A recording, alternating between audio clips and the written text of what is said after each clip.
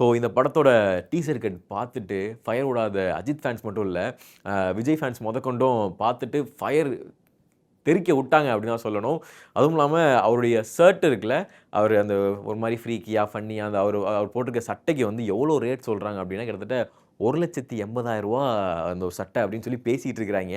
அவ்வளோ இருக்குமா அப்படின்றது எனக்கும் வந்து தெரியல. பட் அதிகமான டாக் இருக்கு. அண்ட் முக்கியமா வந்து இன்னொரு ஒரு சோசியல் மீடியால பார்க்க முடிஞ்சது என்னன்னா, அவர் வந்து இட்லி கடை வச்ச ஒரு செட்டப் வந்து நக்கிள் டஸ்டர்ன்னு சொல்லுவாங்க. சின்ன வயசுல நம்ம அந்த ஒரு ஒரு பேராகிராஃப்ல கூட இருக்கும்னு நெனைக்கிறேன். அந்த நக்கிள் டஸ்டர் பத்தி தனி கதையே. அந்த நக்கிள் டஸ்டர் வச்சு ஒரு ஒரு குத்து குத்துவாரு இட்லி கடை தெரிக்கும். இவங்க எங்கிட்டோ கொண்டு போய் லிங்க் பண்ணி தனுஷ் சாரோட இட்லி கடை அப்படின்னு சொல்லி லிங்க் பண்ணியிருந்தாங்க. டேய் அப்படின்ற மாரி பேசிட்டு இருந்தானுங்க. ஸோ இதெல்லாம் பார்க்கும்போது என்னதான் இருந்தாலும் விடாமுயற்சி ஒரு சூப்பரான படம் தான். ஏன்னா ஒரு அஜித் சார வந்து ஒரு ஆக்டரா அவராவே வந்து இருக்க வச்சது ஒரு படம் அப்படின்னு தான் நாங்க பார்க்குற ஆடியன்ஸ்க்கு வந்து தெரியும். ஸோ இது ஒரு பக்கம். ஜிபியூக்கு வந்து மிகப்பெரிய ஒரு எதிர்பார்ப்பு இருக்கு. வேற மாரியான ஒரு அஜித் சார வந்து எனக்கு வந்து வேதாளம் படத்துல அஜித் சாரோட அந்த மொட்டை போட்டு வருவார்ல, காசே தான் கடவுளடா அப்படின்னு சொல்லிட்டு வருவார்ல.